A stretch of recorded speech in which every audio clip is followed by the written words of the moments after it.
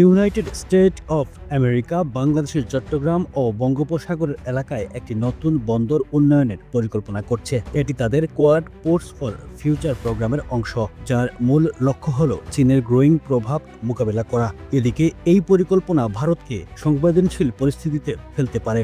সম্প্রতি ওয়াশিংটন ঢাকার স্টক হোল্ডারদের সঙ্গে প্রাথমিক আলোচনা করেছেন এবং এখন ফিজিবিলিটি স্টাডি করছে, যা প্রকল্পটি কতটা বাস্তবায়নযোগ্য তা যাচাই করবে। জাপান ইতিমধ্যেই মাতারবাড়িতে ডিপ সি বন্দর তৈরি করেছে, যা বড় জাহাজ সমর্থন করবে এবং আঞ্চলিক বাণিজ্যকে বাড়াবে, বিশেষ করে ভারতের উত্তর পূর্বাঞ্চলের জন্য। ভারতও ভবিষ্যতে পাবলিক প্রাইভেট পার্টনারশিপের মাধ্যমে নিজের বন্দর পরিকল্পনা করছে। বাংলাদেশ ইতিমধ্যে ভারতের সঙ্গে বন্দরের ক্ষেত্রে সহযোগিতা বাড়িয়েছে। 2018 সালে চট্টগ্রাম ও মংলা বন্দরে পূর্ণ ব্যবহারাধিকার অনুমতি দেওয়া হয়, আর 2024 সালে মংলা টার্মিনালে ভারতীয় অপারেশন অধিকার পেয়েছে।